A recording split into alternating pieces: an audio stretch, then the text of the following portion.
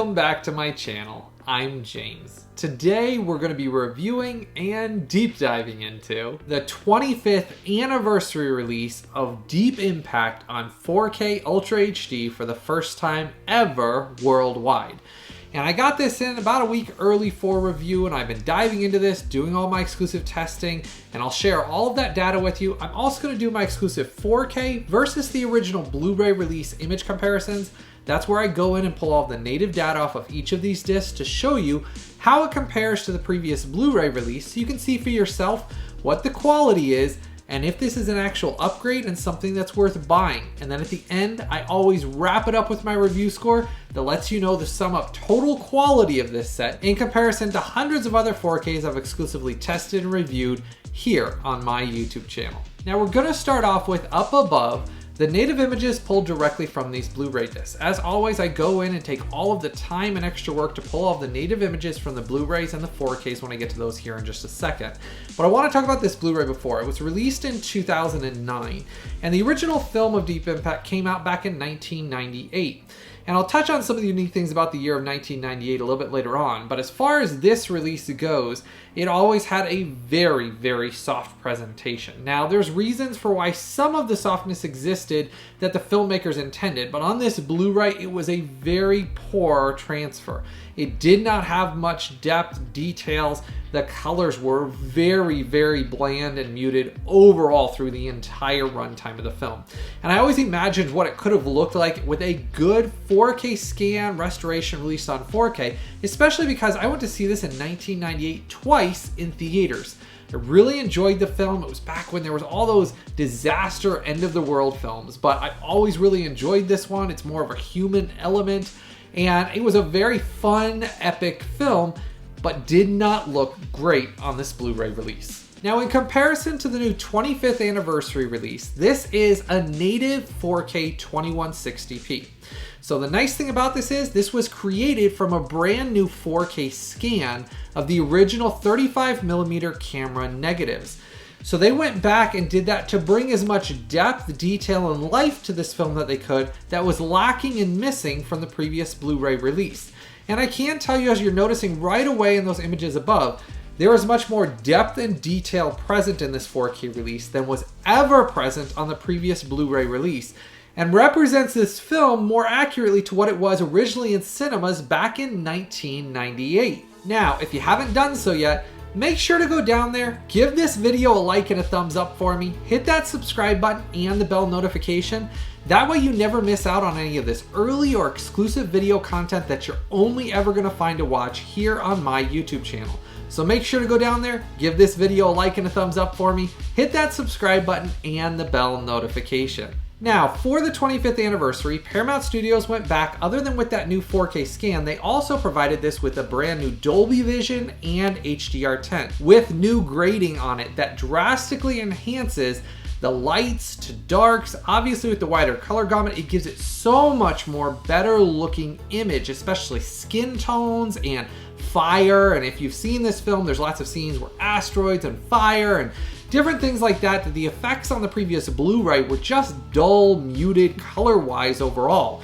It does enhance the look of this drastically without going into the shade of it being over color saturated. It's just done very nicely and realistically on the new 4K release without any issues as far as banding or blocking or black crush. There was no black crush present in this at all. And it does have, like I said, very good inky blacks. Now, something to keep in mind that I do want to talk about the way this was actually filmed, because this is important to understand, because there have been quite a few different reviews I've seen from folks that don't understand the original film elements or how this was intentionally filmed. And this is something I've talked about a lot over the years. It's important when you're a reviewer to make sure you understand the original film elements, what they were working with to begin with, what the original cinematographer and director intended when they actually created this film originally, before you go into and start diving into how the restoration or how it looks, because there are things that were specifically done for Deep Impact that a lot of people are misreporting on and simply just don't understand the film itself. So I'm going to touch on those so that you, the viewer, understands this correctly. So when I mentioned originally this was filmed on 35mm, well, there is some other things that went into that. The special effects and some of the special effects scenes in this were actually finished at 2K.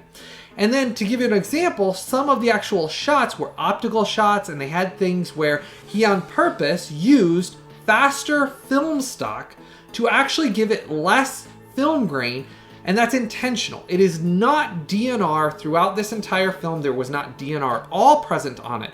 That's something I saw misreported. There's no hints of DNR on it. There's no noticeable traces of DNR on it. And they reported incorrectly when they said there was DNR because they assumed that the special effects shots that look softer were DNR'd, and that's not the case at all. They were simply 2K sources that were then put onto 35mm film when it was finished. And there was only so much depth that exists in those, and even when I originally saw it in theaters, they were softer scenes because of the time in 1998, the special effects and CGI that was available at those times was limited. Those scenes are never going to change no matter how many times they scan it, no matter how many times they go back to the original film elements, unless they were to work on the special effects from square one, which will never happen because it'll cost millions of dollars to go back and redo them, which we wouldn't want anyways because that's revisionism. Them going in and changing the film, I want it to appear the way it was originally in theaters. It does on this. There was nothing wrong done by Paramount in that sense. They scanned the original film elements the correct way. They did not use DNR or any of those programs like Neat to limit the film grain. It is simply that some of those optical shots and special effects scenes do have a slightly softer appearance. That was intentional, and they did that in some of those scenes with the special effects, so that way we didn't really notice that there was some lacking of detail. They specifically put it onto film for that reason alone, with those certain optical shots and effects to give it that look for this film. It's not something wrong, it's not something that will ever change, and it's not something that Paramount did incorrectly. And I wanted to make sure I touched on that because that is something that's very important to understand. If you've never seen this film originally, it's not going to look like a modern digital film that has millions and millions of dollars of special effects put behind it nowadays, because in 1998, they were limited by the CGI and the special effects that was available at that time. That's present in this film. And they do look very good. There's numerous scenes throughout it that even to this day hold up very well. And this film is really about end of the world, an asteroid coming, a mystery kind of starting off in the beginning of it. Tia Leoni's character basically finding out about the mystery of what's going on, the government hiding things, and then going into end of the world, explosions, trying to stop the asteroid, all those things. If you've seen Armageddon, both this and Armageddon were competing films in 1998. I love them both for various different reasons. Armageddon is heavy action. This more or less starts off as a mystery, kind of more or less into the human element, the emotional side of it. Then it does have action and special effects and things like that. But they both came from different elements of the same kind of story almost. I enjoy them both for different reasons, and I wouldn't want to not have either one of them. I desperately hope that Disney will one day listen to me and release Armageddon and Tombstone and so many of those touchstone titles that deserve 4K restorations and releases. Though, like I said, Disney is not announcing any plans or any future plans for those on 4K. But thankfully, Paramount does love the home video market, releasing physical media releases, so they went back and did give us Deep Impact, and this is a really enjoyable film that I loved from 1998. And if you've followed my YouTube channel for a while, you'll know that I love end-of-the-world films like Greenland. If you haven't checked out that film on 4K, I did that review here about a couple of years ago, and that's the exclusive 4K release that I did a review on. Dived into that, gave you all my thoughts on that. If you want to check out that video when you get done with this one, that's available. And that's a really good end-of-the-world disaster film as well, though I do like Deep Impact quite a bit more than Greenland.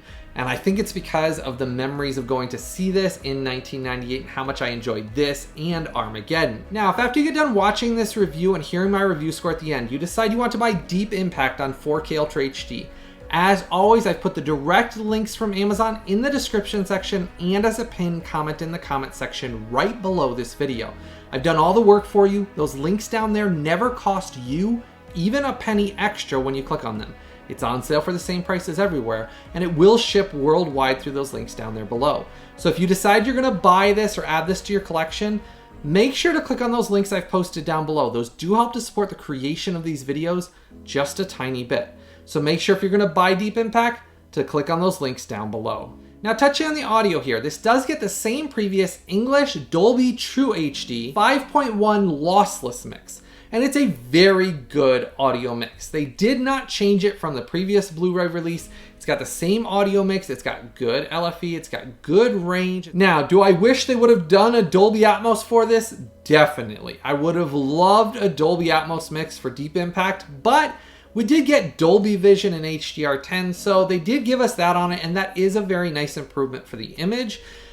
The sound is a good audio mix, so in that case, I can't ding it for that. Not giving us Dolby Atmos is just me being nitpicky, because the audio mix was a very good one to begin with, and it is a good lossless mix. So it's not that we got a downgrade in that sense, it's just they didn't spend the money to give us the Dolby Atmos on top of that, but the range is very good, and it's a very pleasing and enjoyable audio mix. Now showing you what you get in this, you do get this really nice limited edition slipcover. Paramount does these in their first pressings. I do like it, it's really shiny metallic. It says Deep Impact on it, Robert Duvall, Tia Leoni, and Morgan Freeman. It says Deep Impact on the side here. And then on the back it talks about it with its special features, and you do get a Digital's movie copy code in this, so if you do want to redeem that, it's minus all the special features and it just has the movie on it. Now, when you get inside here, it does have your Blu-ray disc and your 4K. 4K is a BD66 and it is region free. Blu-ray, this is a little bit of a downside for this release. This is the original Blu-ray that was released back in 2009. So there's no difference on the Blu-ray disc from what you originally got. They did not put the new transfer, the new scan. It's the old Blu-ray disc stuck in here with the 4K Ultra HD. To be honest, I think Paramount could have just not included this and just done this as a 4K only release and saved a buck or two, but the price wise for this release is not much at all. It's around the $20 price range, so it's a very good price range for this 4K release. I think they just stuck in this disc because maybe they have tons of them left over from back in 2009, but it's the same transfer on this Blu-ray. It's not a new disc in any shape or form. So everything that you're going to be watching for the movie is on here. All of your special features are on your Blu-ray disc, and they're all the exact same special features as from 2009. Because it's the exact same disc, exact same transfer. Now, for Deep Impact on 4K Ultra HD, I didn't have any of the same issues or problems that I did with the core. And if you want to check out that other end of the world film, I really feel like Paramount should have done a better job with the core. If you want to check out that review when you get done, you want to go check out that video here on my YouTube channel. But when I reviewed that, it was one of those that just didn't blow me away. It disappointed me in numerous areas. There was things that I felt like they could have done a lot better of a job on. Thankfully, Deep Impact is not at all like the core was, and they did a nice job with this. Now, getting to the rough average bitrate on this, this did have a healthy 64 megabits per second. And it did have just a very nice and filmic image throughout it. Now, like I was mentioning with the film grain, because of how it was intentionally filmed and finished, film grain is very light and very stable and filmic throughout the entire film.